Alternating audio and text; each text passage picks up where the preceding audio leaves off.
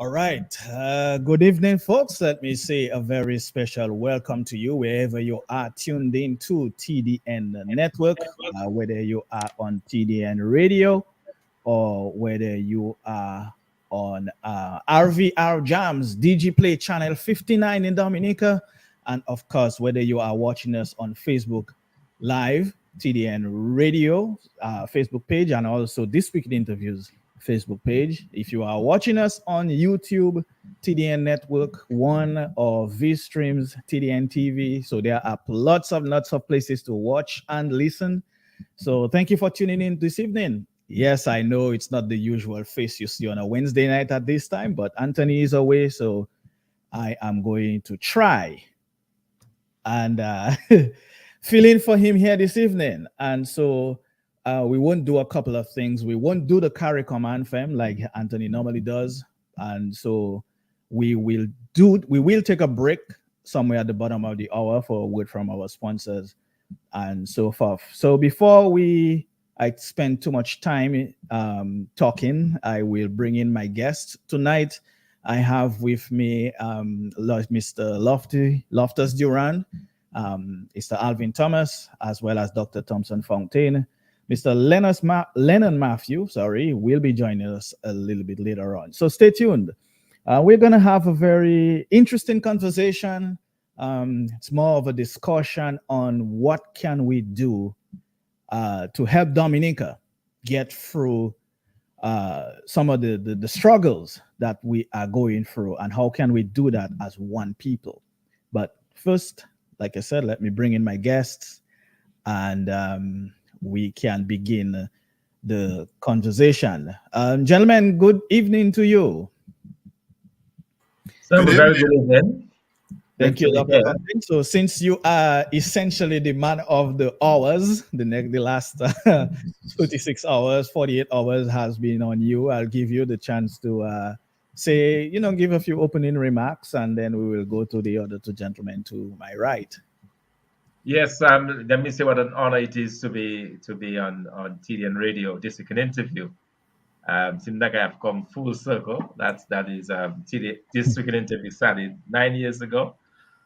And it's really great to be with you tonight and to share the stage with Alvin and Lofty yourself. It's a great honor, and I'm looking forward very much to our conversation tonight. Definitely appreciate that. Lofty, you're the top to my right, so go ahead. I mean, everyone knows who Lofty Durand is, but still, for our non-Dominican viewers and listeners who don't know who Lofty is, just a brief introduction or opening remarks. And well, good evening to you. Good evening to you, Mr. Moderator, tonight. Let me say good evening as well to Mr. Anthony Drago, wherever he is. That is the man that is normally behind that big mic. So, Anthony, good evening to you. Also, good evening to you, to the fellow panelists, Dr. Thompson Fontaine, and also Mr. Thomas. And we're hoping that Mr. Matthew will get here pretty soon with us.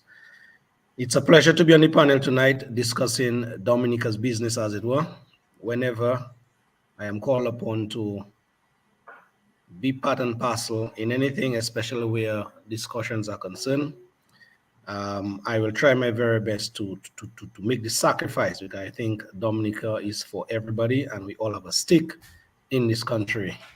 And so it is my pleasure to be among you guys tonight discussing, as I said before, our business in Dominica. All the listeners and all the guests, all the listeners, those of you who are local in Dominica, those of you who are regional or even international, we thank you very much. Looking forward to a very interesting conversation.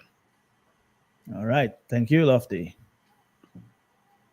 Alvin, tell the folks who Alvin is. I'm sure certain people know who Alvin Thomas is, but definitely those who may not be familiar with the name.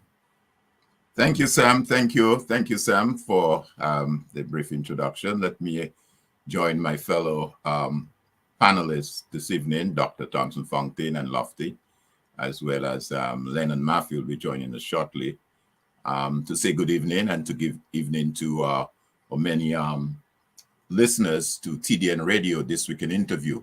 I too would like to shout out my good friend Anthony Drago, wherever he is, to all the many Dominicans at home and abroad who on a regular basis listen to the program, and those who may be joining for the first time. Yes, the name is Alvin Thomas, and I'm a Dominican, that is, like Lofty said, who is concerned with the development back home and whatever we can all do together to move the country forward. I am part of that. So it is a pleasure to be here this evening. I'm looking forward to a great conversation as we discuss the various issues tonight.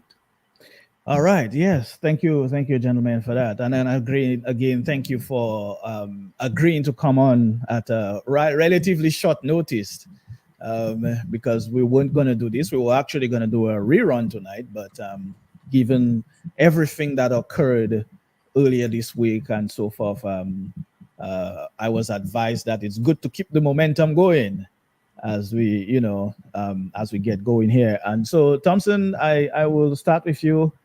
Coming off of everything that you've been talking about, I know we've been talking about it all day. We've been talking about it all yesterday and so forth. But for This Week in Interviews audience, for those who hadn't seen, just a brief synopsis of the last 48 hours of your life. But there is something specific I want to ask you about, but we'll talk about that when we begin the discussion itself about building together.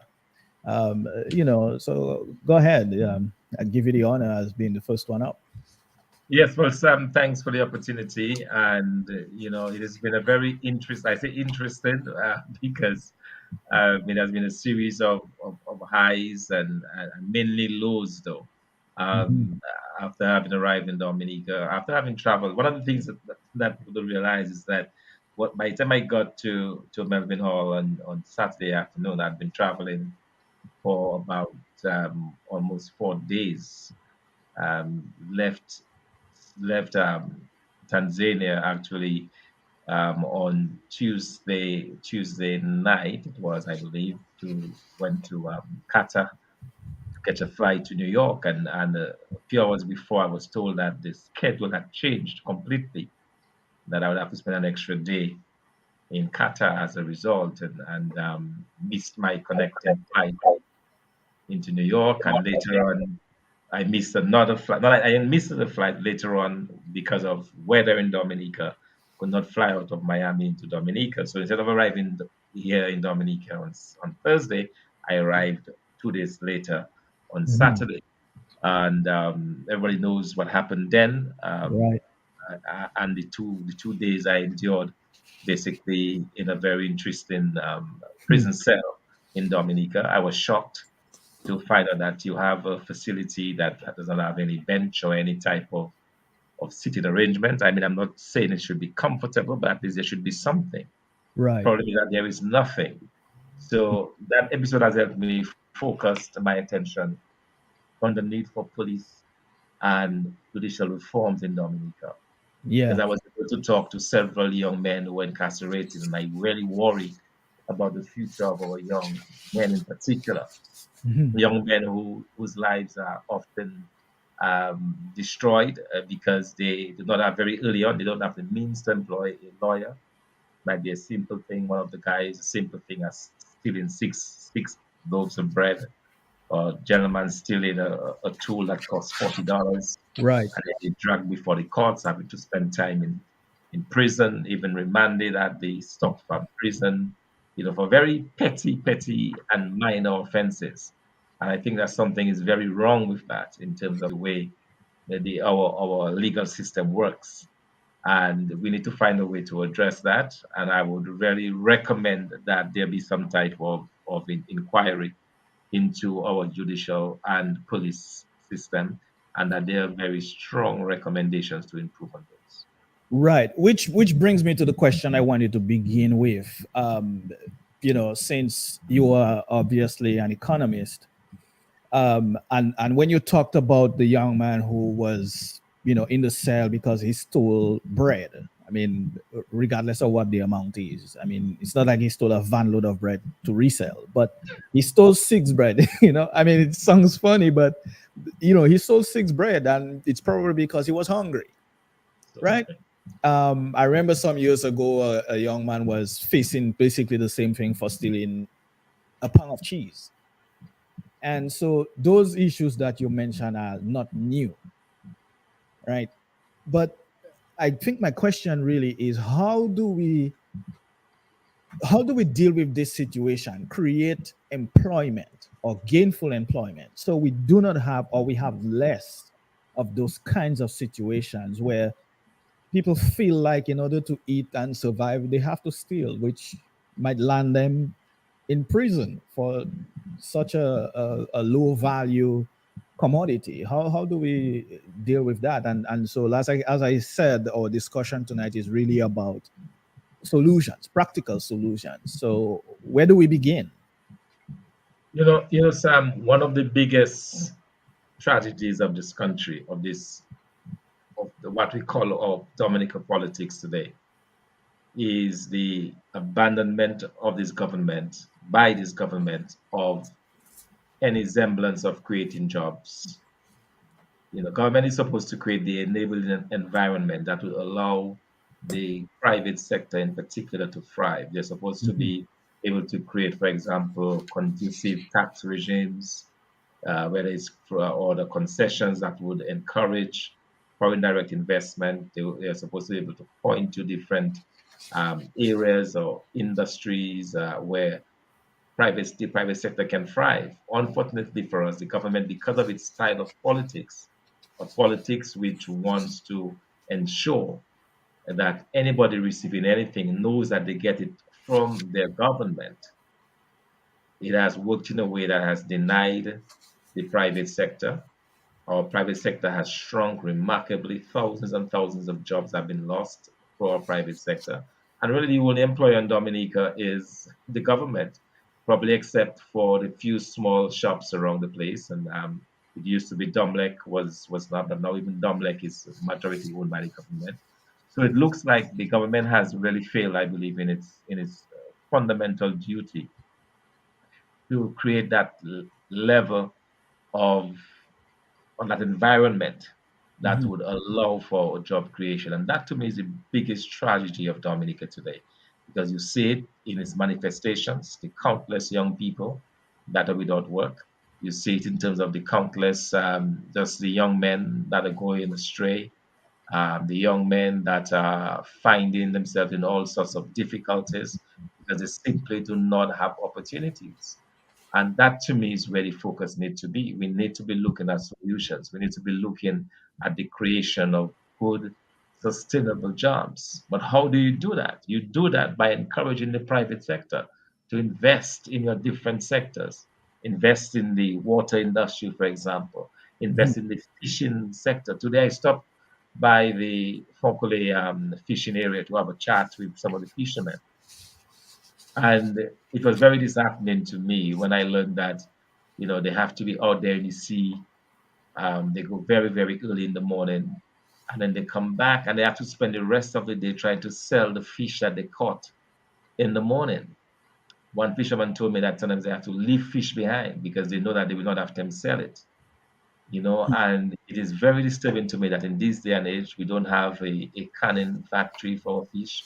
Some of the best fish you can find anywhere in the world, and they are there in abundance. Basic things like that. We don't have anything in terms of agriculture, manufacturing for our people. So I think in a ways our government has failed the people of Dominica, and they've turned out now to just handing people things, handing people homes without jobs. It's a crazy type of policy, a policy that might work to probably guarantee a vote. But at the end of the day, we're destroying our country, plain and simple. At the end of the day, we're going to have a country where nobody wants to produce. In fact, quite interestingly, I did a very interesting song bite on tape today, and a lady was complaining because a candidate from the last election from the UWP told somebody to go and work hard. Mhm. They were complaining, how can he ask? How can he tell him to go Interesting. and work hard? You know, we used to get the stuff from our prime minister. What does it mean go and work hard? You know? Right. So people don't understand. We've lost the work ethic. We've lost this thing that tells us that, you know, by the sweat of thy brow thou shalt eat bread. This is a fundamental truth. But Mhm. we've lost that in Dominica. Sam, I can tell you, man, we've lost our way. Big time in Dominica. Big time. Alvin, thank you, Thompson. Alvin, Thompson talks about the way we used to be. You are the union man. You are the man who you sort of know people. You know, you have the ability to bring people together and get them to see your way of thinking. Um, where do we begin? Where do we start in terms of rebuilding that kind of unity we used to have as citizens of the nature Isle of the Caribbean? Where do we begin that? Well, well, Sam. If I may start off, I think part of the fundamental issue that we are facing today is the fact that, and it may sound like a repetition, but is the fact that in what we consider to be a democracy, we have seen the breakdown of a number of things. Mhm. We have seen the breakdown of the rule of law. We have seen the breakdown of civil discourse. We have seen the breakdown of institutions not doing and saying and speaking out when injustice stares you in the face. And as a result, as a society, all of those decays are coming out of that. It was Mahatma Gandhi who made a statement, a quote, and I will just reference it there for purposes of our discussion. And he says there that if individual liberty goes, then surely all is lost. Mhm. If the individual ceases to count, what is left of society? Individual freedom also makes a man voluntarily surrender himself completely to the service of society. If it is wrested from him, he becomes automation and society is ruined, unquote. So clearly what we have seen, and the question that keeps coming, is how did we get there? And for the purposes of our discussion tonight, as you said, what are some of the solutions? Of course, I will make a few suggestions as the development unfolds. But I think the basic foundation of our society has been so compromised that we are here where we are today. When you have situations like you have, where at the leadership level of a government, of an organization, that a prime minister could make a comment to the effect that no law, no constitution will prevent him from doing what he has to do. That's troubling. Hmm. When you have a prime minister make the comments to the effect, I run things, in a democracy, that is troubling. When you have a prime minister recently on a radio program in the presence of two business persons in Dominica, two businessmen, a question was posed to the prime minister. If you were to receive an application, two applications, one from a Liberal right supporter and one from a UWP right supporter, who would you employ? And the prime minister right there and then openly said he would employ the Liberal right, even if both of them have equal qualification. And you had two business persons sitting there and did not have the guts, the stamina to say, Mr. Prime Minister, I don't agree with that. First of all, again, going back to rule of law and order, the Constitution, for purposes of the public service, outlines how persons should be employed in the public service. The Prime Minister has certain prerogatives as it relates to senior personnel in the public service, where in some cases he may have to consult with the leader of the opposition. But in terms of the rank and file public officers, that is done through a public service commission. Right. There's a structure. So once all of that is taken away, then we have chaos. Because I would have expected the Prime Minister's response to be, well, you know, this is not something that would come before me as Prime Minister. There's a structure in the public service, and that structure, that commission would deal with that. But what is even more frightening, as I said, you had two businessmen, two persons sitting there, and not one of them gave a pushback. So we are in some really troubling times. But like it's always said, a family structure, that's where a child starts nurturing and developing and being what you become in later life. And similarly, if we have those norms, those practices, just being abrogated, just being dismissed, just being disregarded, then you're certainly going to have a chaotic society. You're going to have problems. Yeah, and Alvin, I to still add, believe that there is hope. Mhm. I believe there is hope. Having said that, I believe there is hope. From what I'm seeing, from what I'm hearing on the ground, I believe there is hope. But we definitely have to call these things out. We can't brush it aside and pretend that all is well. Certainly, all is not well. Yeah, and Alvin, to add to what you were saying about the PM's response to who would you employ, even if he did want to say something, but at least he could be strategic enough or smart enough to say, well, I'll hire the most qualified person, even if you don't really mean that, you know?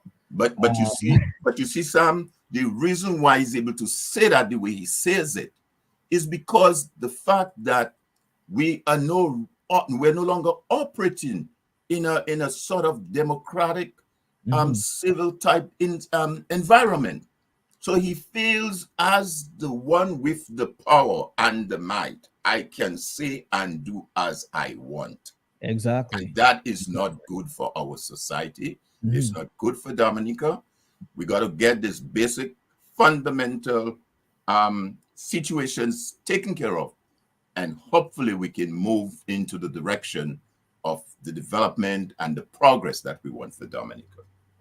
We'll come back a little bit later on to the role of the unions. But before that, I want to give Lofty a chance to comment on the state of Dominica's politics, because earlier today, I think the issue of electoral reform sort of, came up briefly. But Lofty, I wanted to ask you, do you think, or how much do you think electoral reform would help in terms of moving Dominica to the next level, for lack of a better term? How do you think electoral reform in itself can do much, or how much do you think it can do? Because even if you have electoral reform, you may still wind up with the same kind of leadership. So, what do you think? All right, Sam, thank you. You see, where I would want to start with that question posed is that no matter how good your system is, if you don't have people, and I didn't say leaders, I said people. If you don't have people who are the custodians of a democracy in any democratic country, then that country runs the risk of being right where Dominica is today. And so that is where I really want to start my conversation tonight, as it pertains to Dominica political mess, for want of a better term. Dominica has been at this crossroad for a very long time, where the freeness and fairness in our electoral process is wanting. we are part of a region, and there are a number of instances where other countries in the same region that we live, they are far away ahead in terms of their practices when it comes to their political affairs. For some reason, we don't have in Dominica the political will that is to get it right. And I say that without no reservation. On the part of the people, most of the people, even some of the supporters of the incumbent, when you talk to them privately, they may not say it publicly, when you talk to them privately and you ask them about the morass in which our country is today politically, they will tell you straight up, they'll speak their guts to you. And so even some of these persons, they are hurting inside where the country is. But the level of victimization, the level of vilification, the persecution, Thompson is the latest victim of that. He's right there with us tonight. And everything else that comes with bad governance, then we are seeing it showing up its ugly head time and time over in Dominica. So going back to the question that you asked, even if we get the electoral reform that we are clamoring about for some years now, and it would still be men and women of the same ilk like we have today, that would be, quote unquote, the persons who are there to monitor and to evaluate and to put policies in place to guide that process, then I am very wary where we would end up, even if we would get a process. As I said, a number of other jurisdictions in that same region, we can take a leaf from the page, from the book, as it were. We can take a page from the book, as it were. But where we are, it is very lamentable, and it is just going down the drain, as it were. The statement of late that you heard this morning or yesterday from the man who sits in the chair of Prime Minister, it has been a roller coaster ride where that statement and other statements are concerned. And the people in Dominica, some of us, they are, quote unquote, how I would call them, they are losing the tenacity to fight. Because after being in a system for so long that is decaying, some persons, based on my assessment, they are sort of losing their mojo. So, again, Roosevelt, I am saying, stole the last election, the 2019 election, in big broad daylight. Had the audacity after that heist, as it were, of the election. In one of his speeches, said within 100 days of he coming to office or he regaining the seat as prime minister, he would see to it that the machinery will be set in place for the process we have been yearning for in Dominica for some time. But we are what? We are like 3 years now, going into 3 years into his stint. And you are still hearing the old talk about things are on the way and see nothing of substance to show for that talk. And so, Sam, just to answer your question in brief, bro, as I said before, it is the people in any country that have to see to it that whatever they want to see happen, it is we the people are supposed to come together to ensure that it happens, leaving it up to the political actors, who I must say have their own agenda. Most time they tell you it's for good, but their deed is for bad. It's the people that must be empowered, they must be motivated, they must be inspired to do the best that they can do in the interest of their country. Yeah, that is a very good answer, Lofty. And you know, a lot of times we sit and we simply say, you know what, government not doing anything for me, so I'm not gonna vote. Uh, Thompson Alvin, where does that what does that make us? Especially when we say things like, I'm not political, I'm not in politics. Well, everybody is in politics because there is in politics in everything. If you go to church, there's politics. If you work, you have a job, there's politics in your office. But when people say things, and especially now that you have come to Dominica and you decided you are going to work on a few things and hopefully you can effect some change.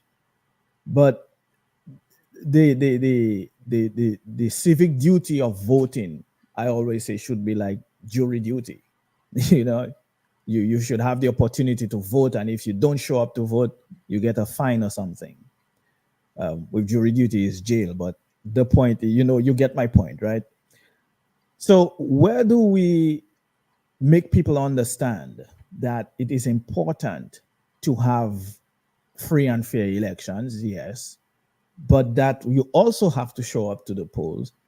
I think all of these things are problems that Dominica is struggling with, and without real solutions, we can't change anything. So even if we have electoral reform, we may have that, yes, but what next? Your mic is muted. Yes, indeed. That's an interesting question because what I have found is that our level of political education in Dominica, there's a lot to be desired. I don't think that people or the Dominican public sufficiently grasps the link between what they do on election day and the impact on the rest of their life. It's almost like they treat those as two separate events. Hmm. Okay, we go and vote, we vote for the person that we like, we vote for the man that we know in the village who, even if he cannot read or write, we will vote for him because it's him we know. So that they don't make that link if they're voting for somebody that does not have say a sub-level education, for example. They don't make that link with that person's inability to deliver if that person is part of the government. They link it, and I think part of it is because of our lack of political education. We no longer teach civics education in class or in schools. People don't understand what their rights and their responsibilities are. They treat party politics as a family affair, and if my mother did it, then I should keep doing it. Hmm. So it's a very strange dynamic we have in Dominica, and I think understanding that is very critical because what happens very often is that people don't necessarily choose the best candidate. All right, you would feel that that is what would happen in a democracy, that everybody would look at the candidates and they would choose the right person. But we have a kind of a recurring theme in Dominica where people say they're not voting for the candidate, they're voting for a person who may be the Right. prime minister. You see, so I think it has to do with how do we educate our people? How do we make them understand that the fact that today, in 2022, they need to rely upon government to give them a house, and they're so thankful that they will not even request the title or the ownership to this house. How do we make them understand that there is something fundamentally wrong with this? That the role of government is not to give them a house. The role of government is to create and enable an environment that would allow the private sector to thrive, that Right. would allow job creation to go on, so that people can then build their own wealth, build their own thing, as we see happen in the United States. Hmm. The private sector creates these tens of thousands of jobs. So people come from Dominica, they come from St. Lucia, they come from India, everywhere else, they go to the US, they find opportunities because those jobs are being created. And in the creation of those jobs, they're then able to build wealth. They're then able to build comfortable lives for themselves. Okay. But it's important that these people also understand that the people that they put into office matters. So that is why you have term limits in the United States. That is why a government can last for one term, because people understand that if they're not performing for them, they will take them out. In Dominica, we have the reverse logic. We believe that we will stick to whatever government we like, and we expect somehow that this government, even if they're incompetent, even if the prime minister is incompetent, even if the prime minister is about himself, they somehow believe that this will somehow fix itself. It does not happen that way. So, and to me, that's the kind of conversation. That's that's one of the challenges I believe we have in Dominica. How Yeah. do you get this information? How do you make people understand that when they go to vote, that this has an impact directly on their future? They don't seem to make that link at all. Yeah, I think we call it not being, not voting issues. They vote a person. Personality. Yeah, Yeah, yeah. but before I go to you, Alvin, let me just remind our viewers that if you are on Facebook, you can post your questions in the comments or your comments in the comment section, and I will relay it to the panel. I was hoping Mr. Lennon could join us because I wanted to talk about energy and so forth, but someone posted that what's next, the political message has to be inspiring, and I wanted to direct that question to you, Alvin. Especially at least you get the first crack at it.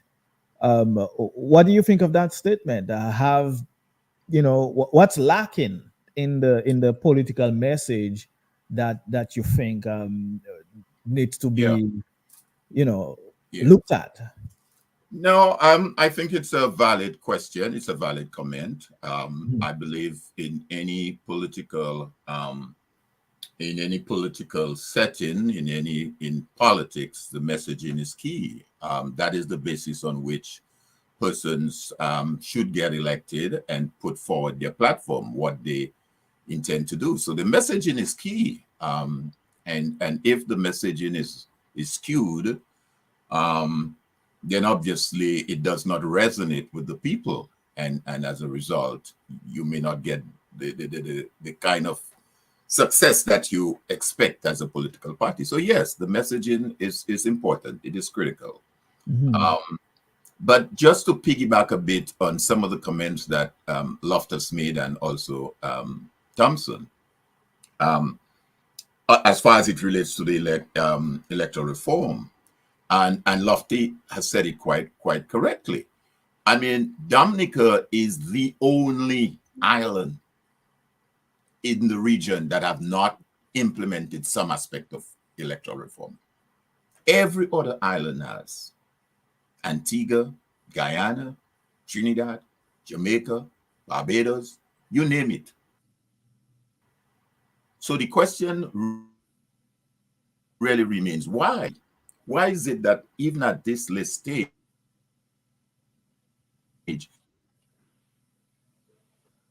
three different reports, a report from the OAS, a report from the Commonwealth, Secretariat, CARICOM, and the OAS, indicating precisely what is required in terms of giving us at least a minimum requirement for electoral reform.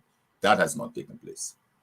Again, it points back to what I started off in my opening comments, that when you have a situation where society and democracy is not functioning as it should, then you have a one-man show calling and dictating what needs and should be done on behalf of the people, without the people involvement. Because when the prime minister speaks and interferes, if I may put it this way, with electoral reform, which by any means should not be a political matter, it should not be a party political matter, electoral reform. As far as I would profess, the only responsibility that the prime minister have in that regard is as minister of finance to make the necessary funds available to the electoral commission to undertake the reform. There is an electoral reform election commission. that handles matters as it relates to that should be handling matters as it relates to electoral reform. And his role is simply as Minister of Finance to say, hey, you guys need what, 400,000, 200,000 to undertake the reform? Go, here's the money, go ahead and do the reform.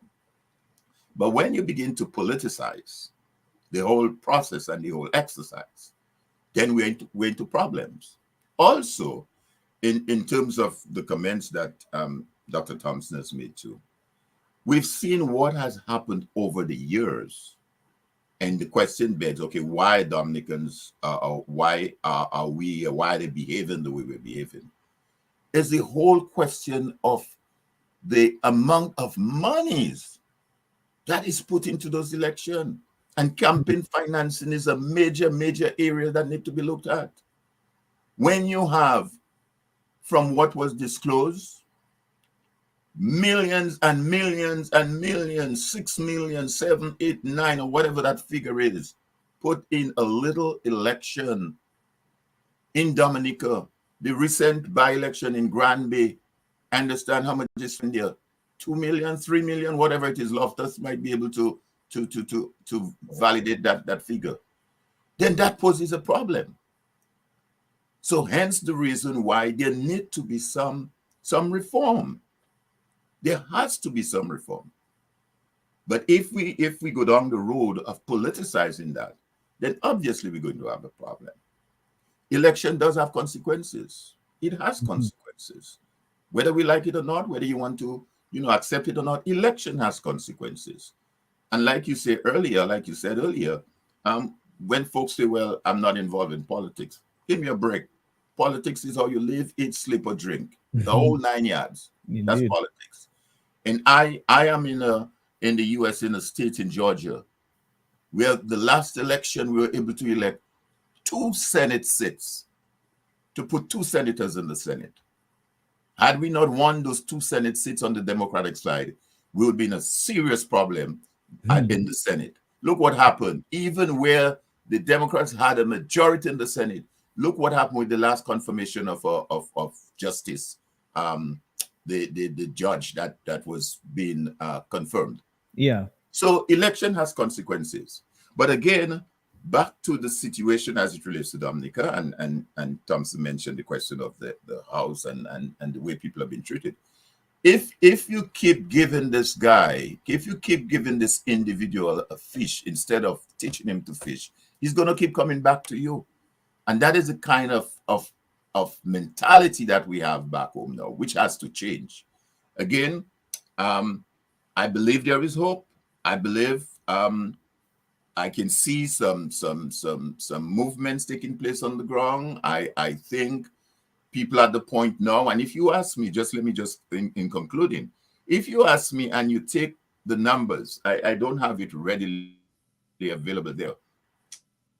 But if you look at the numbers from the last election, and if you pull out what was considered, quote unquote, the diasporan votes, it was clearly a situation where Dominicans were saying, hey, we need a change of what we have now. But again, going back to what I just said earlier, when you have the kind of monies in the elections, when you can say, well, hey, I give you $2 million to do X, Y, and Z. Hey, you bring down an entertainer and pay them $2 million. Then obviously, and you have that dependency syndrome, obviously we're going to have the problem where we are.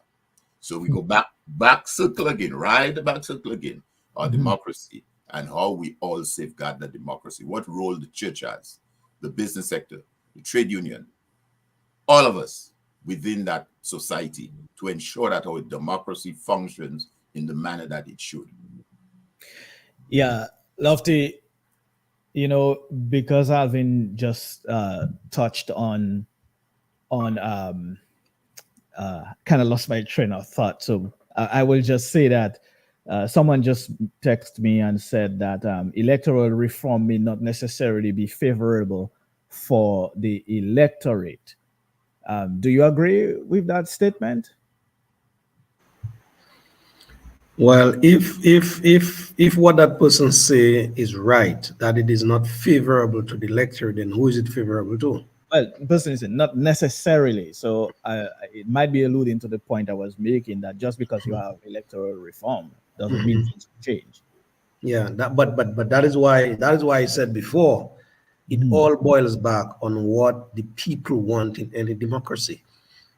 It all stems back to the people. It's the people who have to decide, okay, we want that, and we are going to our representatives to ensure that they do that on our behalf. But in Dominica, it seems as if it is working the other way around.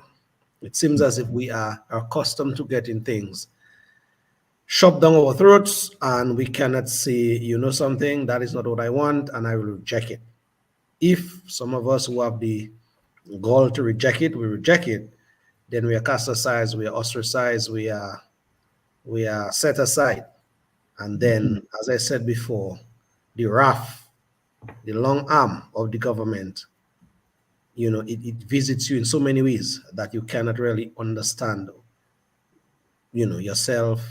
Why are you living in a country where the dictatorial tendencies of a government, is so ever present? And it's just very unfortunate. It is very sad that we are living in a country today that is supposed to be a democracy, that it is on paper, but when you look at the practices, when you look at the everyday run-ins, the operations, then I can tell you it is far from what we read on paper. Just to kind of wind up that point, the appointment of Mr. Byron as this guy who has now in his back pocket our monies, $500,000 and counting, to make recommendations for a way forward for free and fair elections. I said it from the offset. And as time passes by, I don't like to blow my trumpets, but I'm proving to be right from the outset. In that, the Electoral Commission in Dominica, it's supposed to be the body that kind of put forward and do all what has to be done for free and fair elections. That is the body. The Constitution mandates that body to do that. The man who sits in the chair, he goes around that process or that body rather, and sets up his own process. And we are where we are today. We are going into 2 years, 2 years, when it was promised just under a year that Byron would present a report to Dominicans as to recommendations to fix the electoral process in Dominica. And the disrespect that goes with that is that we are hearing very little from him in that regard. Byron is living in a country called St. Kitts and Nevis. The last I heard, the last discussion I have with my people in St. Kitts and Nevis, they are enjoying, as we speak, some kind of semblance of free and fair elections. So Byron is sitting comfortably in a country. He is exercising his democratic right in a much freer and fairer process than us in Dominica. He was, well, it came from the government, so I can say it in a very categorical manner. He was paid to do a process for the Dominican people. 2 years and counting, and you cannot tell the Dominican people where we at, what is the status, nothing. It's like you give somebody a job, something to do for you, and their terms and conditions to the job, and the person do show up. You give somebody to put up 100 blocks for you, and the person tell you, okay, you'll get that in a week. A week gone past, you do see the person, they have a deposit or half of your money, whatever it is, and they just show up. So what do we do in a situation like that? But again, it is the dictatorial tendencies of this one-man government we have in Dominica that seems to have a chokehold on the process. And for some reason, the people now that matter, some of us are just paralyzed or in a kind of comatose state that we just cannot get up from that coma in which we have found ourselves, where our country is concerned. And it is this guy that I follow in Kenya, Lumumba. He said, in countries like Dominica, persons elect into office village fools. knowing fully well they cannot do a job. And when they are elected, because of our choice, we expect them to produce the goods like a PhD or an excellent professional would produce. But no, it is our choice. So when we take the bribes, the plywood, the galvanized, the post, the dance, the music, the fet, the siwo, when we take that and we go to vote in a very drunken state, not realizing that our country is at stake, and then Dominica will continue to be in that limbo position that it is today. Dr. Fontaine, you spoke earlier about, and you spoke about it last night as well, when told some folks up in Grandford that, they should have their titles essentially to the property or the apartment that the government has given to them. And they said, some people said, well, we don't need that. Um, You know, I yeah, think the way I want to take it is, talk a little bit about, and of course, coming from your teaching background as well, I think that will play a role. How do you make people understand how wrong they are thinking that way? I mean, when we grow up, as far as I know, almost everyone in Grandford uh, who had a house owned their house. I don't know. I didn't know things like apartment in Grandford, Castle Bruce, or these places. So we only, in fact, the one apartment we knew about in Dominica was the one by the West Bridge, right? For the longest time. So Yeah. how do you now teach our people, or get them to understand how fundamentally flawed that kind of thinking is? How do we get them to um to understand that? yeah. The whole episode is very sad, Sam, and it's a reflection on what we talked about earlier, the type of politics that you have, because the government that gave them the house has in fact convinced them that they don't need a title to the house. So and that's the bottom line. But the government is wrong. There have been homes gifted to people before, Mhm. but they've always given the ownership. So the fact that government is retaining ownership because it says it's a gift to give to you, and the prime minister says the Lord giveth and the Lord taketh away.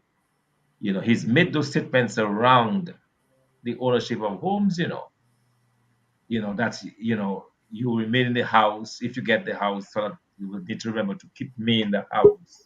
Those types of statements. So it's a situation where our voting population, they may not be able to necessarily relate to those things. Because bear in mind, after all, over 20 years of Labour Party rule, very few Dominicans have emerged as making money out of this country. There are very few Dominicans who have emerged with their own homes or with their own, very few.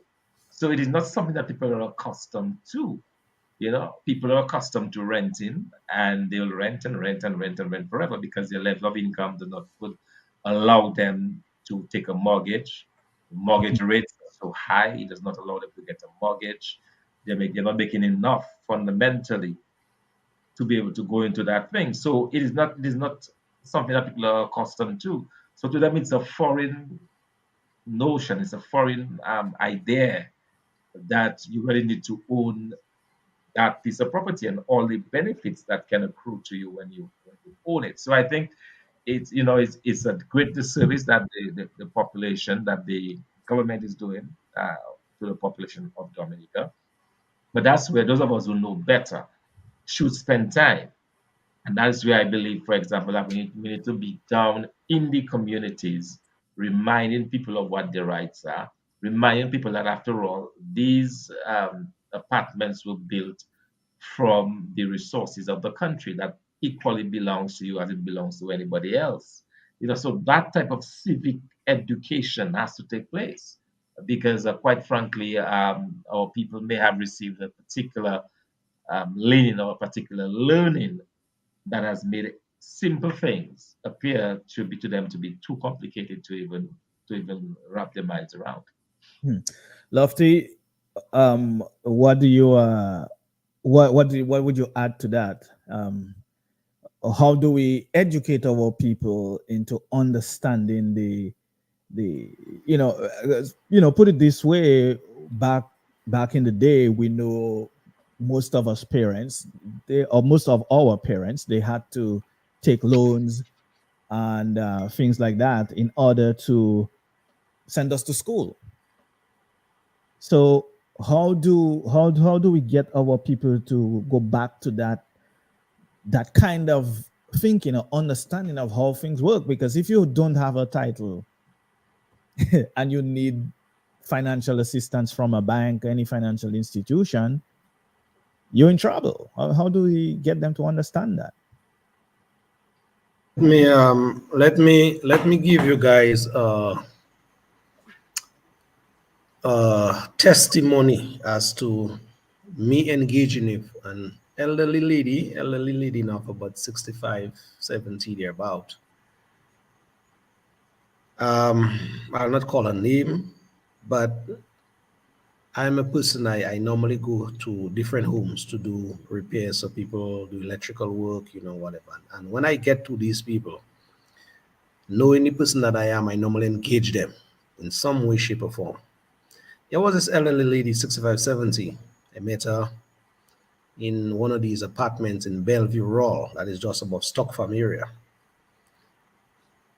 She, we started to talk, started to converse. She told me her daughter died, and, the parlor rep used to pay her rent for her. And the parlor came to her and told her that rent scenario is unsustainable, that she cannot continue to pay the rent. And that parlor rep, that lady told me, is Melissa. So Melissa decided to do away from paying up that rent. I don't know if it was from her own pocket or from the state resources, I don't know. And she decided to give her an apartment at Bellevue. So my next question to that lady was, okay, fine. Now that you are in that apartment, if or when you close your eyes today, tomorrow, what happens to that apartment one? And I saw she had some younger ones. I asked her, what will happen to this future in terms of the apartment? The woman categorically told me that basically she's just living in the apartment and she don't care about the title.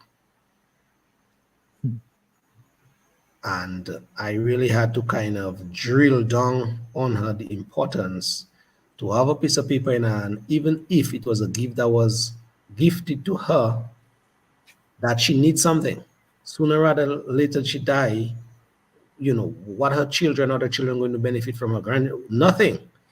So that is the situation most Dominicans, or if not all of them, who are in the apartments are facing as we speak, in that they are just living. As to whether what happens after, then to them it is like the least of the problems. And But Lofty, Yes. the problem about this is the fact that that's what has been fed to them. They've been convinced by the government that they don't need it, and that to me is mind-boggling. Yeah. Yeah, So but I think to some, if I may, go ahead. based on what Lofty said, and Yeah. Lofty used the words sustainable. There, the parrot said to this person that is not sustainable, and that is correct, because clearly, and that is the point at hand here as well. No one is saying that the vulnerable in our society shouldn't be assisted with housing. It's something that government provides all throughout the world.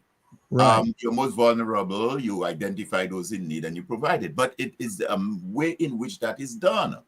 Housing is not the first new thing with this present administration. We have the Bath State Housing Scheme. Many of you are aware of it at Bath State under Patrick John. And so you had the other side of Bath State again under UP. You have the Kinfield Housing Scheme Several persons have their homes in field. You have the Simon Boulevard housing scheme Yeah. that WAU went into with the Citizen for It members. So it's not a new thing.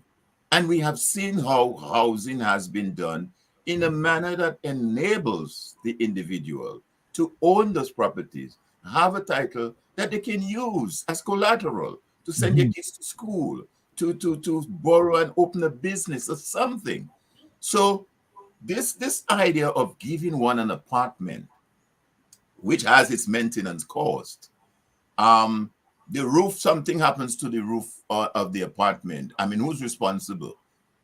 I'm right next to you, the apartment adjacent to you, and then the roof gets damaged. So who repairs it? Me, you? I mean, so clearly that just shows you the sort of callous way in which the government goes ahead with development. But let me just say though, in light of the comments that Lofty made previously, I don't know how many of you may have had the opportunity to listen to a show with Matt where he had Andy Jolly Jr. On the program. And I find he made some statements that were very profound. This is a businessman. He has business in Dominica and outside of Dominica in the US, Jolly's Pharmacy. And he made some very profound statement, which I 100% agree and endorse. One of the things that he said was that the way the wealth situation is in Dominica is the haves all the way at the top and the have not all the way at the bottom. There's no middle. There's no middle. There is no middle class in the middle. Right. And you know, Sam, you live in the US, and Lennon, who just joined us, the middle class economy and a middle class grouping is what drives any economy. That's what drives the US so guess economy. what? Yeah. Then, of course, he made the point that the government are engaging in a number of activities that should be private sector led and driven. Government should just be an enabler, enable the appropriate environment for the private sector to function and allow the private sector to do the things that the private sector does best. Also, he made the point. At some point, Lofty, and I'll if you might want to take that as a form of consolation, this thing is not going to go on, just go unchecked like that. You know, I'm telling you, bro. At some point, the folks at the bottom who are feeling that pinch, whether you keep giving them houses, whether you give them CO, whether you pay whatever it is for them, when this young man, young woman in particular, start feeling the crunch, he described it as a rat that is being cornered. At some point, they're going to be like a cornered rat, and they have no other option but to attack. Yeah, they would chew themselves. And that is how we have seen societies around the world, countries around the world have collapsed. I think Dr. Thompson Fountain can speak to that. We've seen it right in the region. We've seen it. We saw what happened in Venezuela. We saw what happened in Haiti. A couple years ago, we saw what happened in Jamaica. To a less extent, Trinidad. We see it. It is not sustainable. And that is why I think it is so important that when those kind of discussions that we're having, that civil society, and by that, the various institutions in our community, say what needs to be done, speak on what needs to be done. Silence right now is not an option. It was Winston Churchill, again, if I may quote him, who said, there's only one duty, only one safe course. That is to try to be right and not to fear to do or say what you believe to be right. And I think the time is now for folks to say what is right and to do what is right. Most definitely. So there is hope. Yes. All right. So Mr. Matthew just joined us, but I have to take a break. I went straight past our first break. When we come back, we will introduce Mr. Matthew to the audience and give him a chance to chime in. So stay with me, folks. We will be back in just a moment. If you live in Canada, the US, and the UK and are looking for Dominica products including cocoa sticks, bay rum, coffee, soaps, crafts, and other popular Dominica items, then look no further. You can now shop on BuyDominicaOnline.com, a secure, easy-to-navigate website selling a wide variety of Dominica-made and Dominica-inspired products. When you shop on BuyDominicaOnline.com, you are helping to grow Dominica's economy. Go to BuyDominicaOnline.com and enjoy home away from home. People say I've got a great smile. Well, I have to say, this is all thanks to the professional team at Beacon Dental Group right here in Dorchester, Massachusetts. I've got world-class dental care. Beacon Dental Group has expert and caring staff dedicated to providing the most advanced and satisfactory treatment in all aspects of oral health. Their services are designed to meet your needs and give you a perfect smile, too.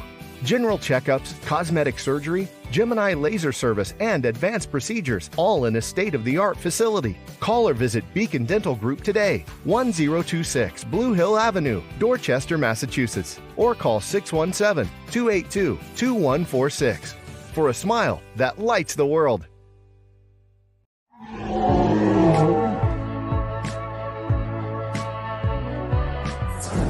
Yo, it's your boy GK on the spot again. Just want to invite you guys to check me out on Dissect on April the 30th, Saturday night at 7 p.m.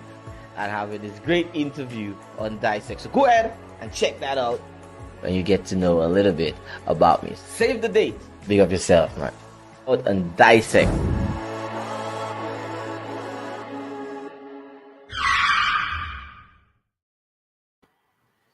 All right. Yes, folks, thank you for staying with us. You are tuned in to TDN Radio and the TDN TV, and you are listening and watching this week's interview. My name is Sam George. I am just here filling in the seat for the man Anthony Drago, who is away. And so let me get back to my guests. Mr. Lennon Matthew is now joining us, and let's give him an opportunity to introduce himself to the This Week in Interview audience. Lennon, yeah, go ahead and tell us a little bit about yourself. Good evening to you guys, and good evening to your listeners. And thanks for the invite here tonight to be able to share my thoughts. I think is always through this kind of conversation and these kinds of interactions, ideas come up and ideas leads to action. And it's always important to have this kind of discussion. I know sometimes people say we talk too much, but you can't have action without talking and planning. That's when people get comfortable. That's when, your creative juices flow. For those of you who don't know me, I'm Lennon Matthew from Benz. I was born and raised in Benz, went to school in Vegas, Paybush and PSS, and to the State College and then to Midwestern State University in Texas. My dad was a school principal. My mom taught preschool for a little bit. My background is in geology. I have been doing environmental consulting for the past almost 18 years in Florida and Texas, and I'm currently regional environmental project manager for the state of Texas with the clients of 7-Eleven. I'm very passionate about my homeland. In my past, I taught the Portsmouth Secondary School for a couple of years in geography. I studied geology and manufacturing engineering technology, and currently pursuing an MBA at Midwestern State with focus on energy management. I'm a huge sports fan. I represented Dominica in '97 in basketball. I played in Jamaica in CARICOM games. We came 7th, and I coached basketball at PSS a few years. And, just love my community, love my country, and always willing to participate and help in whatever way I can. So it's always a pleasure to join the discussion. In my spare time, I love listening to the news. I love listening to politics. And I once played in a band. I played in a band, just having fun. Life is short, so you find yourself having the ability to do things, and I do it just for the enjoyment. So people get surprised when I tell them what I do, but That's just it. You have to find a way to have some fun, right? Yeah, you have to have a balance in life. You have to have alternatives. So yes, Leonard. I'm sorry. You mentioned you pursuing the studies in environmental science or energy as well. Yes. And so that's one of the reasons why I wanted to speak with you. I wanted you on the panel. Yeah. Because the energy is important to the development of any nation. Yes, it is. And so I wanted to get your thoughts on Dominica's, especially for what it's been a few years now. We've talked about geothermal plant, and we have no idea what's happening with it. Maybe something is happening. Maybe Lofty can update us on if anything is going on a little bit later on. But Sam, you just make that sound as if I'm a fly on the wall or some minister. These guys don't tell us in Dominica much. Well, it's just that you're on the ground and you've been there, so you might have some insight. But I understand. My question to you, Lennon, is what does Dominica need to do to address its energy issues? Because though we are a small island, with one provider, electricity costs through the roof. It's crazy. So what are some of the solutions you would offer to address this, and especially as they are building a geothermal plant? And where do they go? What do they do? What should they do? First of all, you rightly said that energy is the key to development in any nation.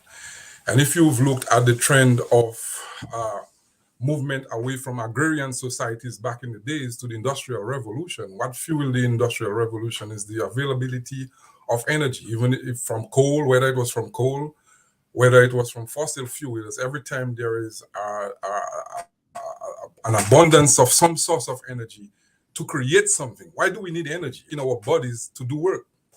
It's simply as that. The natural environment, energy is used to do work, and work can be in the form of many different things. And when you do work, you produce something. You produce waste and you produce something valuable. So that's the simplest way to think about it. What has been happening in the past few years is we have an elephant in the room called global warming. And because of our consumption of fossil fuels, it has already concluded that the burning of fossil fuels have been leading to increased global temperatures. And as a result, it's affecting our own existence. We have to respond to changes in nature. So therefore, I think the whole world is looking for alternative sources of energy that are clean. And why are we doing that? It's because we are trying to preserve our existence, our life. At the same time, we're trying to grow. Now, for Dominica, it's an interesting case because we have been dependent on hydro for electricity, and most of our electricity is generated from fossil fuels, and it's a cost to Dominica because we don't have reserves and oil reserves and reservoirs of petroleum, so we have to import that for generating electricity. So I understand the government's interest in tapping into a potential source of energy, which is the geothermal energy in Dominica, knowing where we are, the amount of volcanoes and the heat source we have. It is indeed an opportunity for an alternative source of energy. The issue here is the economics. The issue is not whether geothermal is good or bad. There are negatives and positives in anything we do. At some point, if you want to develop, if you want to have an industrialized world, if you want to produce anything, if you need energy to do anything, you need to have a cheap source of energy. Because at the end of the day, and I think most of you guys will agree, most of the times, the reason why you don't get into some business or some production is pure economics. And if it was economically feasible for geothermal to present itself in Dominica, I think by now, with all what the government have tried in getting investors, I know they had a meeting in Fortium Hotel, in getting people to come and buy in, My suspicion is they do not see a profit. And here's why my personal my thought is. Like I said earlier, energy is to do work, is to produce something. And there has to be some economics in it. If we look at what is existing in Dominica, you ask yourself your question. Over the years, had Dominic been profitable? Why is it that Dominic had been passing from one hand to the next whenever they fail or whenever they make a profit or there is not enough profit? The last time I heard last year, Dominic made probably $14,000 in profit. And for a country to have only one electrical company and can't even make $100,000 in profit, it tells you that there is not enough consumption, right? So at the end of the day, if you're going to build a geothermal plant, you ask yourself, what is the amount of capital you have to invest in building that plant? And will you be able to generate, or will you have the consumption to make that investment profitable? And I think that is the biggest question that is there. Secondly, you have a government that can't put up a hotel, a government that can't manage a police station, a government that has shown us over the past few years that they can't even do simple things that are basic responsibilities of government. And I don't know how would I trust a government with a multi-million-dollar investment like a geothermal energy to build, to run, and to run efficiently and to manage. I think one option is that, like I said earlier, and I mentioned that again, because energy is needed for industrial development, one way you can increase consumption is by having manufacturing, having industries that utilize that energy, because it is clear to me that the present consumption is not allowing for profitability for what we already have existing. And you could say, okay, well, it's probably the price of gas, but we have geothermal, and $14,000 it's ludicrous. So I think these are some of the things we have to ask ourselves: is whether the geothermal energy in its current in the current consumption, in the current existence in Dominica, what is the benefit to Dominica by doing that investment, and are there other alternatives that could have resulted in favorable results? For example, as a geologist working with engineers, when we do remediation sites and we do cleanup, and I have to present a remediation plan to my client is spending money and he wants to know how I'm spending his money, and is he going to get his money's worth. They do what they call comparative analysis, and what that means is there are different options available, and you do the pros and the cons. So, for example, if you're doing geothermal, you should present wind, you should present solar, you should present wave energy and other forms of energy. And then you do the pros and cons of each of those options and decide which one is feasible for the current situation in Dominica, short term and long term, which one we can do over a short period of time. And as we increase in consumption, as we increase in this industry, as we increase, then we add other things.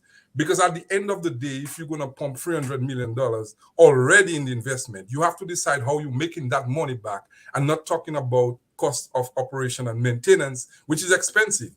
And one of the big issues with the alternative sources of energy is the reliability. Last year, there was an issue in the state of Texas where there was a snowstorm passed by, and I remember I was supposed to be on a call. I couldn't make it. My internet was off. And there is no real efficient storage of energy. So whatever you produce, you have to use. So, for example, if we build a geothermal plant, let's say we do 700,000 kilowatts a month, it has to be used, it has to be consumed. So you can't just produce it and keep it somewhere. You have to have storage. And the big issue now that's going around the world is how we can store energy efficiently, so that makes renewable energies like the solar, the wind, viable. The issue with these other forms of energy, they are not efficient, and you need efficiency. You need something that's going to work when it's supposed to work. So if I build a manufacturing plant in Dominica and I don't have fossil fuels, that gives me a longer running time, then when the wind stops blowing and the sun stops shining, then I have to shut down my plant. I can't be productive. So you need something that's reliable, something that's going to continue to work. And that the issue with these renewable resources, they are not as reliable as the fossil fuels. That is why it's so difficult.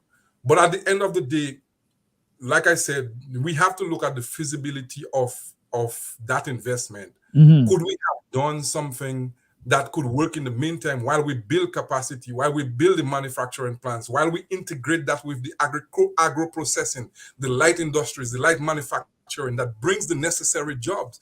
We have one electric company in Dominica, and they cannot survive. And it tells something is wrong. And the next part to that is, there is, in every development, there is waste. Like I said earlier, the two things I said earlier, energy, like we use in our bodies to do work. Energy is used to produce things. But when you produce things, you also give off waste, and it destroys the environment. That is why we're trying to move away from fossil fuel to alternative sources of energy. But here's the big deal. Who's responsible for maintaining the integrity of the environment for us to survive? It's the government, the environmental laws. They putting the things in place. So my issue is, now on that point, how are you building a geothermal capacity and you have not amended your laws to be able to deal with the pollution, to deal with the hazards and the risks that come with that? Are you building the human capacity to be able to do the sampling, to do the maintenance, to do the stuff? Are you going to call people from Finland and Norway and Chinese to do the work when you have 70,000 people and young people who are capable of working? Are we building the human capacity? And I think that goes back, without cutting you off, that goes back to creating employment, right? Exactly. But exactly. I wanted to ask Dr. Fountain to jump in on your point a little bit, from an economic standpoint, as you mentioned, you mentioned the cost and benefit and things. So, Dr. Fountain, what do you think? Does Lennon have a point that you have to make sure that if you're going to go into sustainable, or rather renewable energy, you have a way to make sure that it's profitable? And we've given Dominica's low consumption of what we have now, where the one producer of electricity can't even make $100,000 profit in a year. Is it necessary to create a geothermal plant where you cannot consume all of it?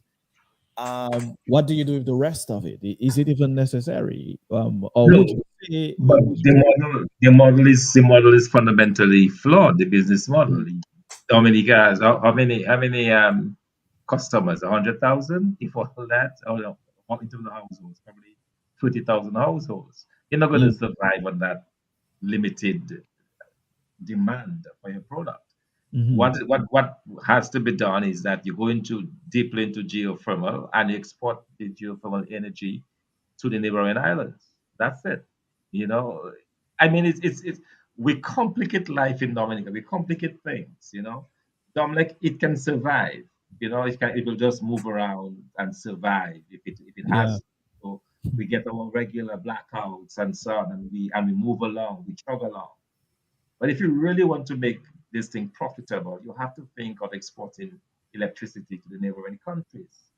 I mean, in Africa, when I worked in Swaziland, they were exporting they had hydro, they had all of these water dams. They were exporting electricity to South Africa. Lesotho, that was one of the major exports, hundreds of millions of dollars in electricity exports to South Africa.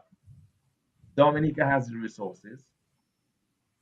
The Jamaica, I said Jamaica, I'm a bit tired, so yeah, I think Martinique and Guadeloupe want those resources. Yet we are there dilly-dallying. I mean, a long time ago, we should have moved into this geothermal energy thing with a view to this undersea cables and exporting electricity. Martinique was interested, Guadeloupe was interested. I understand there were issues of bribes being offered and the French backed off. But again, it goes back to our governance. It goes back to our really horrible governance that we have in Dominica.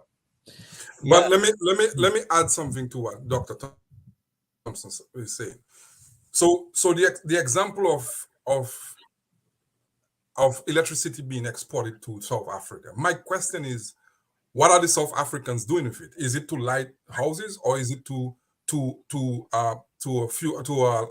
energize their manufacturing plants? Is it to add to their manufacturing capacity? And that is the thing is, if you're exporting it, what you're doing is consumption. You're increasing consumption.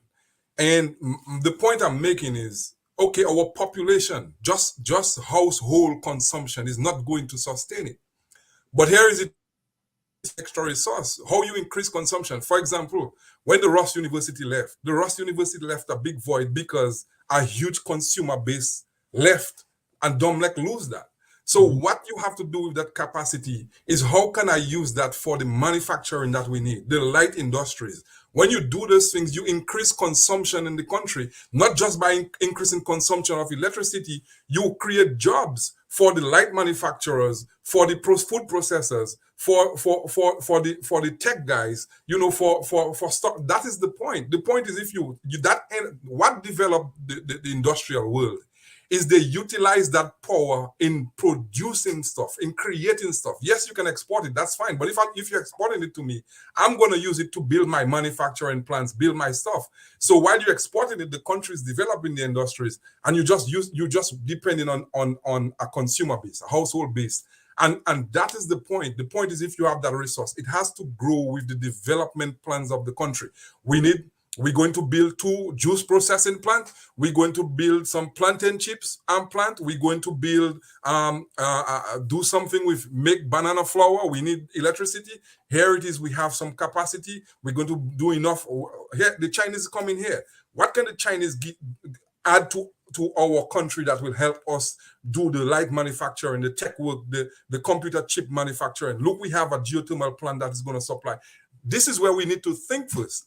And if we can increase the consumption of electricity through manufacturing and producing something in Dominica, then we will think of the export. We still have the same mindset like we have in the agriculture industry. Let's plant bananas, let's plant mangoes, and let's see if we can ship the raw material. Taking geothermal and deciding to ship it overseas is the same mentality. What we have to do is how we can add value to these things. And the reason why you have energy to do work is to create, to produce, add value to that stuff, and then send those juices to the other countries. I think that would be a better plan. And then the excess is what is shipped to Martinique and Guadeloupe, so they can use it for you don't even care if they use it for domestic, but at least 90% of that consumption is in Dominica. That boosts the economy and use it to grow the economy. That's how you use it to grow the economy. And in that way, it's not an addition effect by shipping it, but it's a multiplier effect by generating electricity for production, manufacturing plants, and this kind of things. Thanks, Leon. Alvin, you had a point you wanted to make earlier. Go ahead. No, well, I think Lennon, in his last comments that he just made, I think touches on the areas that I was about to comment on, because he's absolutely correct. I mean, we can't look at this energy capacity, whether it's Dominic or geothermal, in isolation. It all has to fit in concert with what kind of development you have in the country. I mean, as we speak now, I stand corrected, but what type of manufacturing that we have going back home? What are we manufacturing? What businesses that we have? And he's right. Ross University left, and that took a chunk out of the consumption that Dominic was able to provide to that entity. But in order for us to move forward in a unified manner with our development, everything has to fit together. We can't just talk about the energy and don't say, well, like he rightly said, to what purpose, what values is that going to be added to? I mean, I have on previous programs reference in some respect, although again, I heard on the other side, one of the businessmen take issue with me. I referenced Singapore, what the country was several years ago. And then one folk on the other side said, well, Alvin always referencing Singapore, but what he fails to say is that the government in our office and power have been there for how many, 60 or whatever years. That's not the point. The point remains that whether you're there for 10 years, 20 years, 30 years, if you're doing something to elevate the people's lives so that your GDP now, as Singapore, is second in the world, then I don't care whether you're there 40 years. Because the people are benefiting, the people are growing, the country is improving. But again, this is just all the narrow thinking that some of these guys look at those issues. But Singapore did it, size of Dominica at the time, several years ago. So the point remains, there are a number of areas that I think we can get into. I think when you started the program, your question was, what are the solutions? For example, one of the resources that we have in abundance is water. Water is another resource that we have in abundance. There's a scarcity of water the world over right now. The world over is crying for water. I mean, Dr. Thompson Fountain can I'm sure share his experience in Africa, sub-Saharan area, deserts, and those places. And to what extent are we leveraging that resource that we have? Let's not forget, guys, that these very same lands of ours, many years ago, were the lands that were used to enrich Europe, France, and the rest of this country, either with sugarcane, either with cocoa, either with limes, either with bay oil, bay leaf, whatever. We were able to produce. So can't we again produce? Yes, technology is taking a different,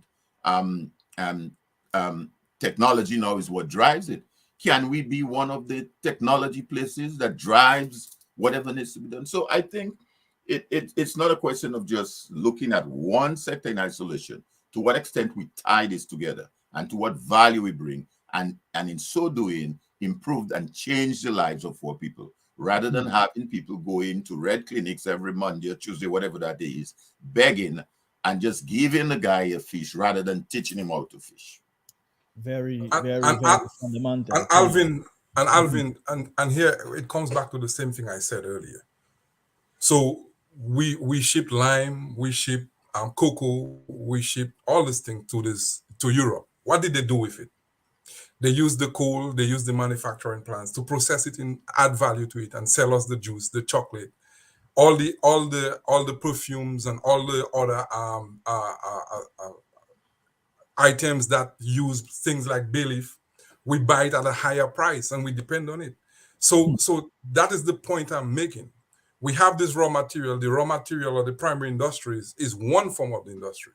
What we have not done and we have not learned to do, I think it's still the old mindset, is we have not learned to move from the primary industries to the secondary industries and see how we can add extra value to the tertiary industries.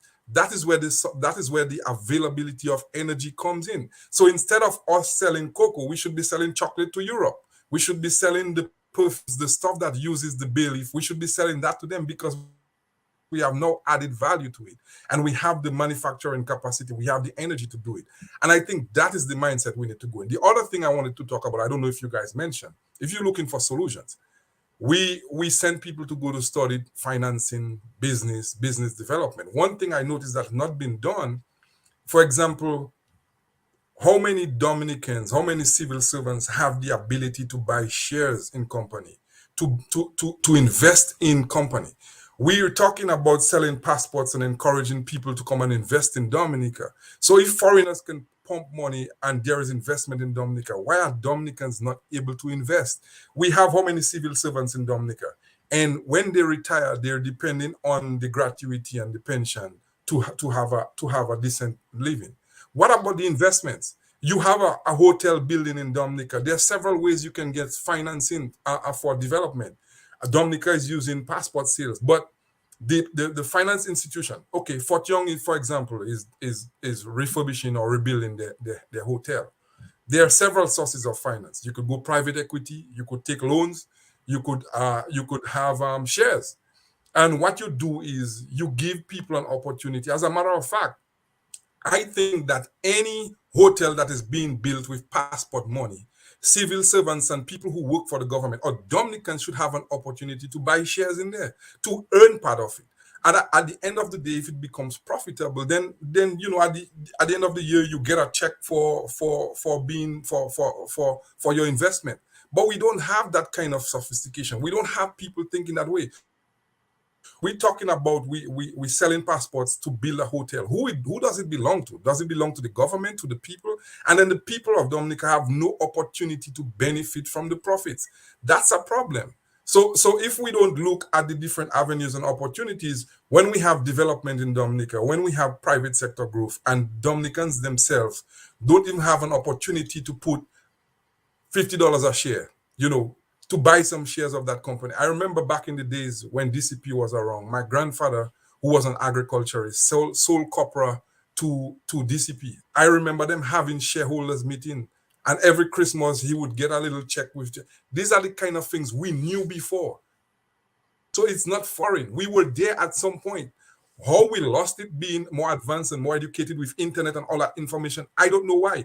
Why is it that Domlec, the Caribbean has an exchange market, and what they trade on the market are mainly utility companies like Domlec, the Grenada Electric Company.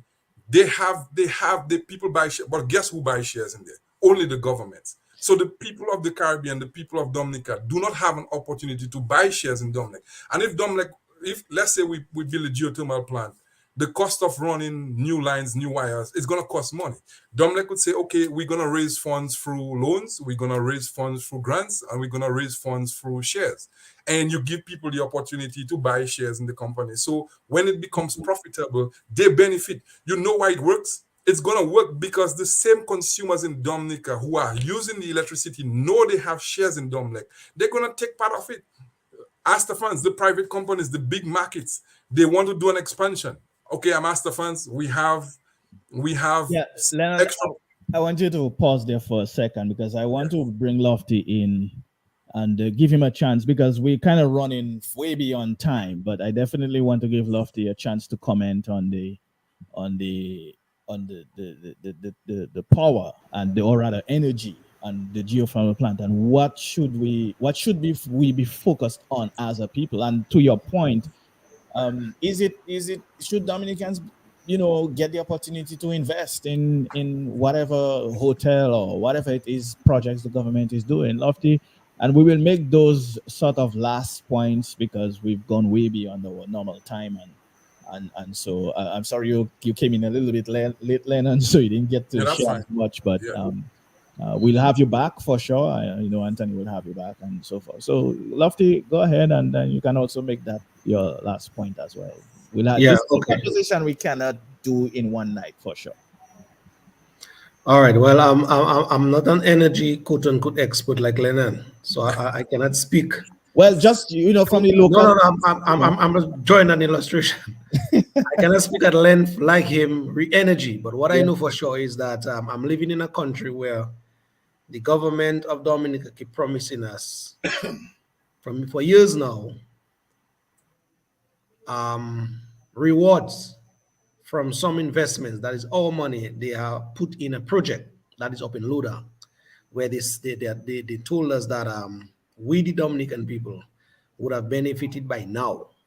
Because I remember Vince, when he was this consultant or whatever it is to that project, Vince came on public record and said that they were drilling the wells, they had tenders out for these, they had, whatever. And by January of 2022, which is longer now, then Dominicans would start to reap the benefits in a way in terms of, cheaper energy. We haven't seen that. So that is what I can speak of in terms of the realities on the ground where energy is concerned. Again, it's a kind of vai approach to the livelihood of Dominicans. And we, the Dominican people, as I said before, we just have to muster the courage from wherever it is to, hold the government accountable, hold the government fit to the fire, so that when they tell us, when they promise us certain things as a people, then if they cannot come to scratch in terms of all what they said, but at least there should be some kind of recourse, there should be some kind of discussion with the people. And the kind of disrespect that goes on in that you tell us one thing, we see another thing, and then it's business as usual. So, a lot of money have been pumped, $300 and more million, they say, pumped into that project, and nothing for it thus far. Not a light bulb, nothing, not a half watt of power, nothing. Yeah. So that is in as much I will go in terms of mentioning the power crisis in Dominica. And every other month, persons complaining the bills going up. We know in the dry season, so it's a whole. It's Dominicans that really have to fix Dominica's problem, and that is where the situation lies. But what I would just want to say in conclusion, though, we're talking about solutions. And I realize we are all a man panel tonight, all men panel tonight. That is true. We men have a very interesting way of finding finding solutions and sustaining them. Mhm. And so maybe just tonight we are missing on there a woman or two women if us to at least have their say. Women, I can tell you, when you see them at work, they make things happen. And so I think tonight we were missing that kind of balance in terms of the gender. But we No, you're can very right. You're very we right. can always When make up for that. a lady goes Ah, into, and a wife or mother goes into the kitchen and she very looks well. and she see what's there, she can She have makes magic one. there. Yeah, That's on She it's Sam. makes That's magic. on magic there. Sam. So She makes you're magic there. definitely right. Lovely, that's And on so Sam. yeah, Yeah. and so finally, what I just want to say in terms of solutions now, Sam, you asked that question much earlier in the program as to where we at in terms of solutions in Dominica. That Mhm. is why yours truly have basically embarked on a program called Civic Vibes, and the name speaks by itself. Yes. Civic.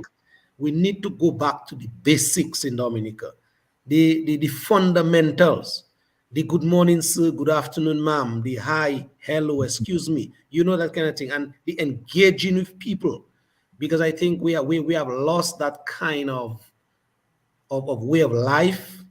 And so all what we see happening today, it stems from we not knowing the way that people like Alvin and you guys grew up. And so there's that gap. And I think with a program like ours on Civic Vibes, whereby every Sunday from 4 to 6, we tend to go in the communities, go on the blocks, engage people in meaningful ways, especially the younger folks, so that they can understand what it is to be a citizen, their rights, their responsibilities. And so I personally say my generation is a lost generation. I say that. But I'm doing that work because the generation after me, or even younger, then maybe because of that hard work that we're putting in, then Dominica's future will be in a much better position in terms of standing up for country. So that is why I just want to end it tonight in terms of my delivery, and say thank you and all the rest of the panel. It was very good being among you guys tonight and just kind of trying to find solutions to Dominican problem. But at the end of the day, we can talk, but there are persons at the policy making level, and unless and until some of us can get into those prestigious positions, then our talk may just be falling on deaf ears. Possible, but we still have to have hope. Alvin, Yep. Yeah. Well, let me first of all start off by saying, Lofty, I don't think your generation is a lost generation. I don't believe so. I believe Well, that in each and every one of us, in each and every Dominicans are very resilient, hardworking people. I think what has happened over the years, we've had a situation where, as I said, the rule of law has been thrown aside, or democracy has been challenged, civility. But I think we can still get back to the place where I think we all want to be. So I don't fully agree. I think there is still hope. On the question of the solutions and way forward, there are a number of things we could discuss tonight, which time does not permit. I mean, even on the question of the energy that we spoke about and Lennon just described, I mean, we didn't even mention what role Dawasco plays in that. Dawasco is supposed to be our water company. What about energy through hydro? So there are a number of opportunities that I think presents itself for our country. There's also the question which I wanted to mention, the whole question of the role of quote unquote those we refer to as the diaspora in the diaspora. To what extent are we leveraging our capital, our human resource, or financial resource from the diaspora? Lennon mentioned the question of companies being structured in a way that allows Dominicans to buy shares in those companies. If just for the purposes of the records tonight, in 2020, 49 million US dollars was transmitted to Dominica by way of remittances.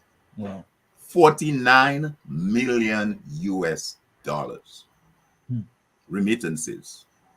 So that came out from the diaspora.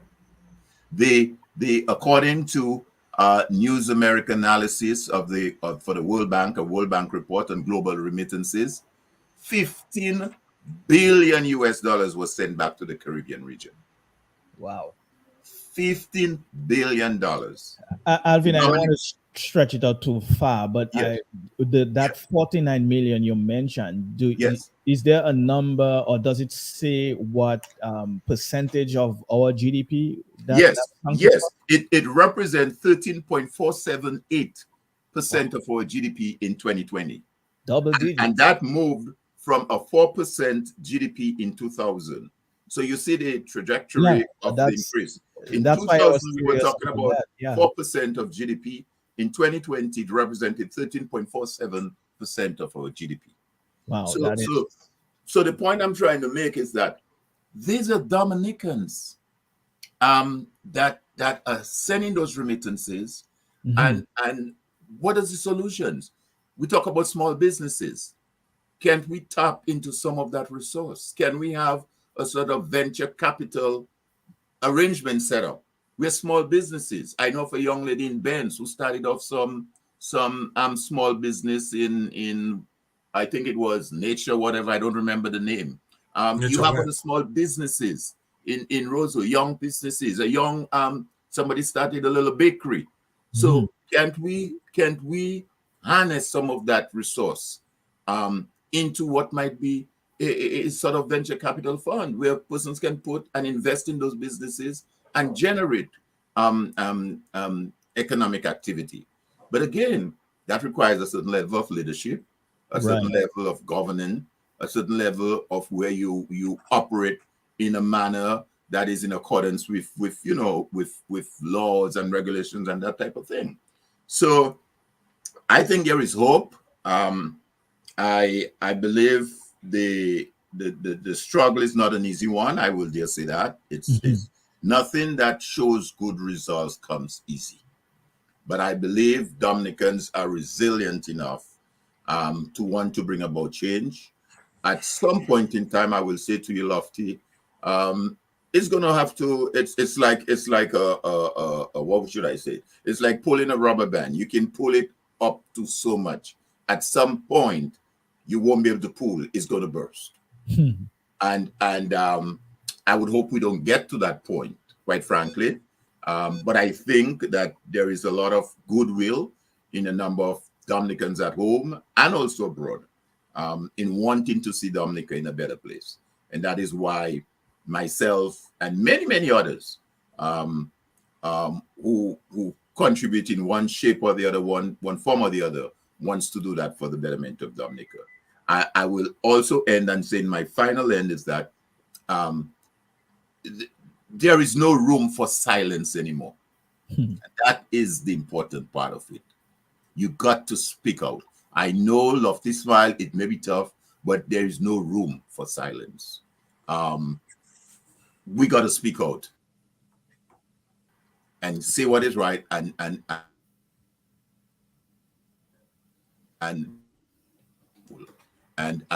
doing it right now on the ground. I want to commend them.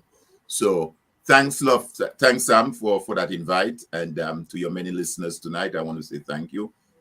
It's just a privilege and an honor for me to be able to share some of my little knowledge or whatever little 5 cents that I have to share with my well, Alvin, you always your family here on TDN, all of you gentlemen, thank you. You show up on TDN once, you're family. So thank you. Whenever time permits, whenever the opportunity comes, and we're always glad to have you guys input, because you guys are the ones who've kept This Week in Interview on for 12 years, for that matter. So without your contribution, we wouldn't be here. And so, Lennon, I'll give you the final word. We have lost Dr. Fountain.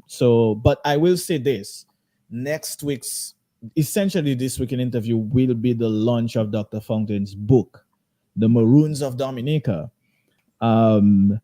1764 to 1818. So that will be the local launch essentially. We had the virtual launch last year on which I was actually on the panel, and that was such a tremendous joy, and I was so I felt so privileged and big man like, I felt like I had arrived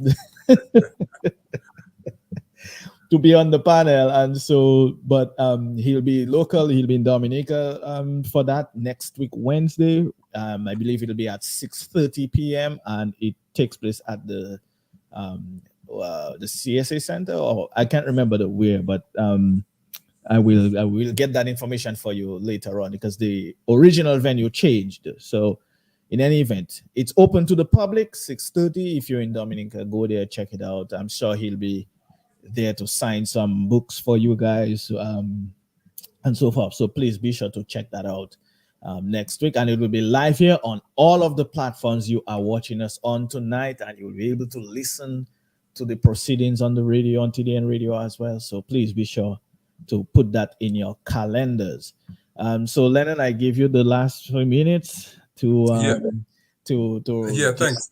Thoughts on everything. I don't know if you heard some of what we were talking about earlier, but the fundamental question is, what are our best options for solutions for Dominica as we try to build? And then your final. I wasn't able to follow at the beginning, but you know what I should have, when I started, I came late and just jumped right into it. But Dr. Thompson Fountain is one of the Dominicans that I admire a lot. I've been following him for a long time. And I think he is what represents true leadership and the true Dominican spirit. That is what we are made of. We're not made of corruption and thievery and lying.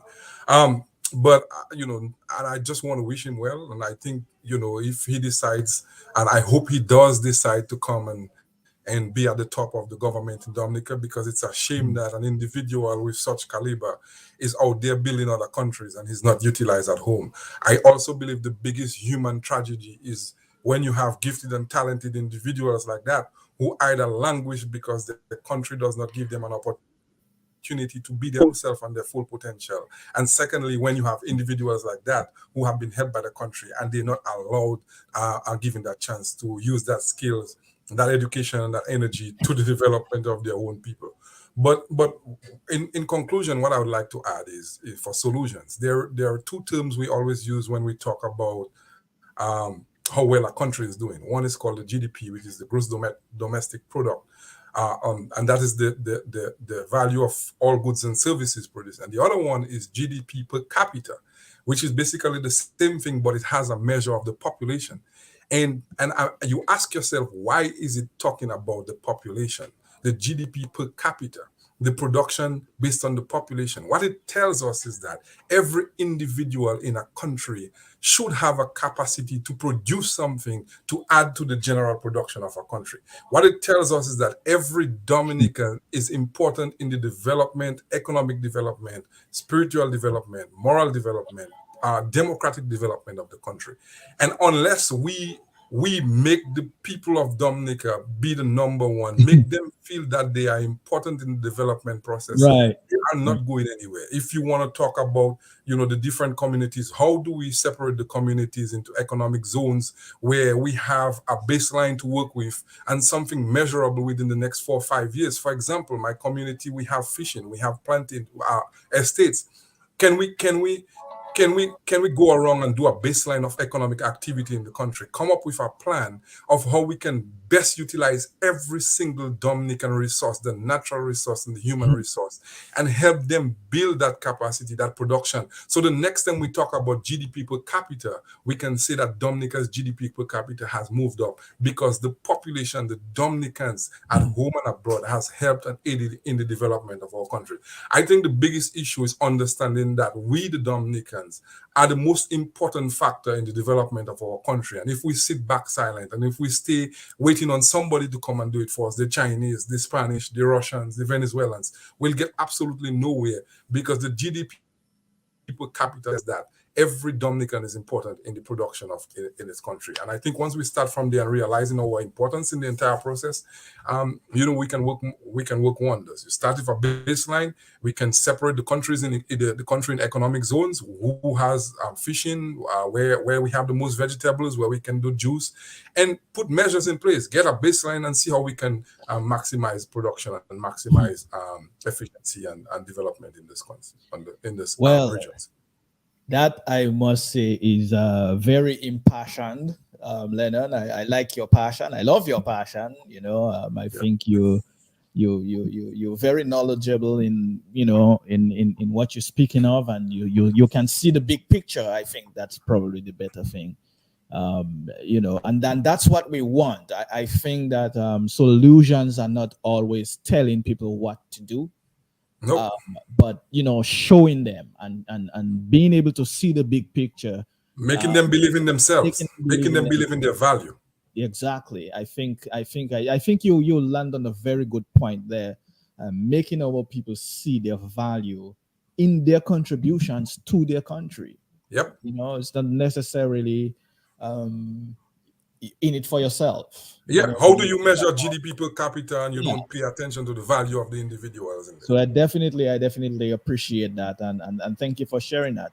Again, gentlemen, thank you so much for spending almost 2 hours with us tonight. I mean, Anthony's probably gonna kill me because you have set a precedent. No, you have set a precedent. That's what I'm afraid of, because you didn't follow protocol. So people keep telling us to extend this weekend interview. It's too short. But so I might get in trouble with my host there for that. But thank you to the producer for indulging us. And so I appreciate you, gentlemen. Lofty, as always, keep safe, keep up the good work. And I didn't get a chance at the top to tell you thank you so much for the work you've been doing, especially last night and the day before, keeping us, informed with what's happening on the island, on the ground. Of all of us, you're the one who's down there the most, and so we appreciate you for that. If we haven't done that on TDN, I'm doing it right now. So thank you, Alvin. As always, thank you. Welcome. You know where to find us. All right, folks. Thank you, Lennon. Thank you, Sam. Again, I'll apologize for Dr. Fontaine. I know what happened. We understand. So he's in high demand now. He's in high demand. Definitely. So we will pick you back up next week. It may not go all through this weekend interviews time next week. So what we will do is we will replay it for those who come in late. So whatever is going on with Dr. Fontaine's book launching, we will play that from. The event is supposed to be last probably up to 8:30. So almost right after that, we will replay it so that those of you who normally are in the This Week in interview space, you can see it if you missed it. So thank you again, folks. Stay tuned. Anthony will be back in the following week. So have a good evening, and thanks for staying with us. Appreciate you. All right, take care. Bye-bye. All right, Len. Okay, love. See you, man. Love to see you. All right. Take care. Bye-bye. Yep.